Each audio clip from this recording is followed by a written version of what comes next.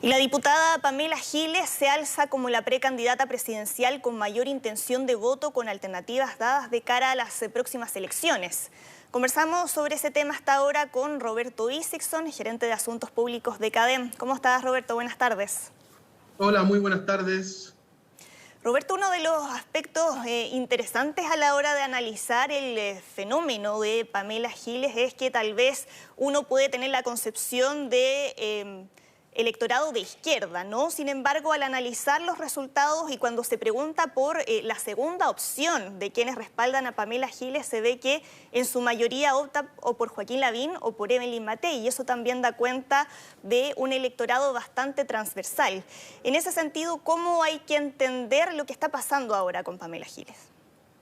A ver, yo coincido efectivamente, o sea, el resultado más importante de esta encuesta no es necesariamente la posición de Pamela Giles en esta intención de voto, donde llega al 20% y la lidera de cerca, seguida por Joaquín Lavín y por Daniel Jadwe, porque o sea, venimos viendo hace tiempo que Pamela Giles tiene un 91% de conocimiento, más de un 56% de aprobación, está entre los 3 personajes políticos mejor evaluados desde hace meses, pero lo que más bien parece interesante, ¿cierto?, es cómo poder entender un poco más el fenómeno de Pamela Giles. Y por eso hicimos esta pregunta con doble mención. O sea, le preguntamos a la gente que decía Pamela Giles en primera mención por quién votaría en segundo lugar. Y ahí aparece Evelyn Matei y Joaquín Lavín en los primeros lugares. Después aparece Daniel Jadwe. Pero casi un tercio de los votos de Pamela Giles se irían hacia la derecha. Y eso nos da cuenta, es un buen ejemplo de que Pamela Giles no es una candidata de izquierda, no responde al eje izquierda-derecha, que el retiro del 10% que ella ha impulsado no es una bandera de la izquierda, incluso yendo más allá, cuando ella se pone a favor de la pena de muerte, eso no es una bandera de izquierda, sino que más bien responde a un fenómeno que probablemente está ocurriendo en todo el mundo y que está entrando a Chile con mucha fuerza, que es una nueva forma de relacionarse con los ciudadanos, una antipolítica, por así decirlo, con banderas diferentes, con una forma de comunicar diferente, y que la tienen hoy día en el primer lugar en intención de voto. De hecho, solo para cerrar, digamos, cuando uno ve quienes apoyan más a Pamela Giles, son mucho más jóvenes, son del mundo independiente, son de sectores populares, que participaron en mayor medida en el último plebiscito, pero en general no suelen participar de las elecciones. O sea, la fuerza que tiene hoy día Pamela Giles es una fuerza muy clara a nivel de opinión pública, pero que todavía no sabemos si es que se va a traducir en una fuerza electoral clara y contundente, pensando ya formalmente en las elecciones hacia adelante. Sí. O sea, no sabemos si Pamela Giles va a estar necesariamente en la primera vuelta incluso. Y con todo lo que acabas de mencionar recién para tratar de explicar lo que representa su figura, tú mencionabas, por ejemplo, un nuevo estilo a la hora de comunicar. Y en base a eso uno escucha también varias comparaciones, por ejemplo, con Donald Trump. ¿Estás de acuerdo con esa comparación? ¿Con quién la podríamos equiparar ahí? O sea, Trump es un candidato que efectivamente tenía un estilo parecido al de Pamela Giles, o al menos usan los recursos. Pamela Giles usa recursos que utilizó Donald Trump durante su campaña primero y luego en su presidencia, pero vienen evidentemente de sectores políticos distintos. Ahora bien, yo creo que, fíjate, si yo tuviera que definir de alguna manera a Pamela Giles, es como si fuera la reina del pop. Y eso tiene que ver con la forma de hacer política hoy día. Es una política mucho más cortoplacista, mucho más presentista, de satisfacer necesidades inmediatas, mucho más directo, más rupturista, más anti-elite. Y creo que esos son los principios que hoy día están haciendo que Pamela Giles lidere en esta intención de voto, lidere la carrera presidencial, por decirlo de alguna manera, o sea, la candidata mejor posicionada. Tiene algo de Donald Trump, tiene algo de los comienzos de Boris Johnson, pero sí, yo creo que ella efectivamente representa de alguna manera ese estilo más populista de hacer política, que hoy día es valorado por un porcentaje significativo de chilenos. Roberto, y si revisamos el abanico de candidaturas de la izquierda, vemos que quien la sigue es Daniel Jadwe, que sigue estando ahí entre los mejor posicionados del sector. Eso puede llevar a que todo el resto de la centroizquierda se una en torno a la candidatura de Jadwe para llegar a algo así como todos contra Giles bajo este escenario? Podría ser, efectivamente. O sea, Daniel Jadwe es el candidato más claro que tiene hoy día la izquierda en Chile. Y representa con mucha claridad esas posiciones más bien de izquierda. Por eso yo he dicho incidentalmente que me parece que entender a Pamela Giles como una candidata de izquierda es evidentemente un error. No es una candidata de izquierda.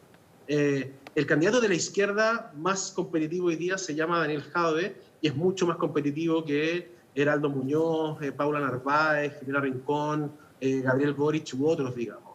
Él tiene un nicho, lo ha construido, creo que ha sido exitoso, pero el desafío de Daniel Jadwe es cómo logra crecer hacia el centro y a otras posiciones. Y ese es el juego de piernas, por así decirlo, que ha mostrado Pamela Giles, que se mete con mucha fuerza en el mundo independiente, en la gente que no tiene posición política. Y creo que para ser presidente de Chile no puedes quedarte en tu nicho o en tu segmento, tienes que salir a buscar hacia otros lados. Joaquín Lavín desde la derecha también lo logra.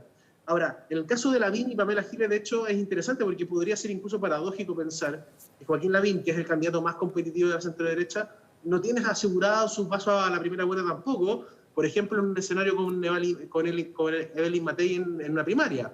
Y que Pamela Giles, si se quedara dentro de una primaria de la oposición, probablemente tampoco esté en una primera vuelta. Son muy competitivos los dos a nivel general de opinión pública, pero tienen que convencer a sus sectores de que los apoyen para hacerlo oficialmente los candidatos, y eso no está para nada claro. Me parece que, por lo tanto, ¿qué es lo que va a hacer la centroizquierda y la izquierda con Pamela Giles? Es más complejo, es un escenario complejo, pero ella finalmente podría terminar optando por ir incluso derecho a primera vuelta y tener un escenario donde tengamos a Jadwe y Giles y a un candidato de la centroizquierda y concertación extra mayoría también en esa papeleta. Es un escenario que me parece muy probable. Ahora, Roberto, también si revisamos el resto de las candidaturas que aparecen peor posicionadas, que no llegan a los 2 dígitos ahí, ¿cuáles crees que son las que todavía les puede quedar algún espacio para seguir creciendo en lo que falta para las elecciones? Yo creo que hay un grupo de candidatos que están en una posición de mayor privilegio que los otros. Y ese grupo es Pamela Giles, es Joaquín Lavín, es Daniel Jadwe, es Evelyn Matei y también Sebastián Sichel, que de alguna manera son, ya sea porque tienen más conocimiento o aprobación o marcan bien en esta intención de voto en primera vuelta o tienen buenos desempeños en escenarios de segundas vueltas versus Giles o Jadwe versus Lavín. El resto está en una segunda posición, pero creo que, de todas maneras, estamos enfrentando la elección presidencial más incierta, al menos desde 1970 en Chile, y creo que el escenario va a ir cambiando de forma acelerada. Va a cambiar después de las elecciones de mayo, va a cambiar después de las primarias, va a cambiar en función de cómo evolucione la pandemia o la crisis económica, y todo eso va a generar cambios, y creo que todos, hoy día no sabemos quién va a ser el próximo presidente de Chile, y cualquiera de ellos podría serlo. Sí, ahora también te quiero llevar a la aprobación presidencial, que vemos que llega a un 14%, que sigue siendo baja. ¿Cuáles son los factores que ahora tú dirías que están influyendo en esa baja aprobación? La discusión sobre el retiro del 10%, también esto se cruza con la situación sanitaria, ¿cómo hay que interpretar y si crees que estos números bajos se debieran mantener de aquí al final del mandato del presidente Piñera? Bueno, yo creo que efectivamente es una mala noticia para el presidente y para el gobierno. La caída es significativa, de una semana a otra llega a un 14%, es el nivel más bajo de aprobación desde diciembre del año pasado, y de alguna manera pierde el capital político que la pandemia le había entregado y que le había permitido salir de los mismos números que mostraba el presidente después del estallido social. ¿De qué depende que el gobierno inicie o retome esta senda de la recuperación? Va a depender evidentemente de cómo evoluciona la pandemia en primer lugar, la tasa de contagios, que logremos este debate que se ha instalado en torno a la inmunidad de rebaño, que esa contención de la pandemia se cruce con mejores expectativas económicas, crecimiento económico, creación de empleo. Creo que también va a depender ahora que se ha metido un tercer factor relevante, que es el de la delincuencia, la sensación de inseguridad, creo que está creciendo muy fuerte. Creo que el gobierno tiene un rol importante en relación a ella. Tú decías recién, Roberto, que esta es la elección más incierta desde 1970. Estamos ante un escenario ahí bien fragmentado. ¿Podríamos llegar a un escenario como el que vimos ayer en Perú? ¿Podemos sacar alguna lección a partir del caso peruano? Yo creo que sí, efectivamente. Yo creo que la política chilena se ha comenzado a parecer mucho más a la política peruana de lo que se parecía a la política de los años 2000 en Chile. No es descartable para nada que tengamos 4 o 5 candidatos competitivos que saquen más del 10% o se muevan entre 10 y 20% cada uno. Y eso hace que efectivamente esta elección sea imposible de anticipar con claridad. Y ahí, dado el escenario actual, ¿hay alguna lección que pueda sacar ahora la clase política chilena tomando en cuenta lo que pasó en Perú? Yo creo que lo más importante, y esto quizás es complejo de decir, pero me parece que es muy significativo. Esta crisis lo que ha hecho es una necesidad de poder satisfacer las necesidades inmediatas y se ha instalado una política del presentismo, de la solución de corto plazo. Y creo que tenemos que, como país, intentar llegar a un gran consenso de hacia dónde queremos ir y hacia dónde tenemos que llegar para poder hacer políticas de largo plazo y serias.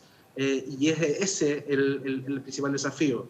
Creo que en la medida en que tengamos una política que mira al corto plazo, que mira el día a día y no levanta la vista, va a ser difícil en el fondo no escapar de eso. Ahora, también creo que la nueva Constitución tiene un rol de ordenar el sistema político con el sistema electoral, que sean coherentes entre sí, para poder darle mayoría a los gobiernos de turno, que puedan aprobar sus proyectos, que puedan ordenar en el fondo el sistema y así darle mayor estabilidad de largo plazo a la democracia. Bien, Roberto Isixson, muchas gracias por conversar con nosotros aquí hasta ahora en Mega Plus. Que estés muy bien.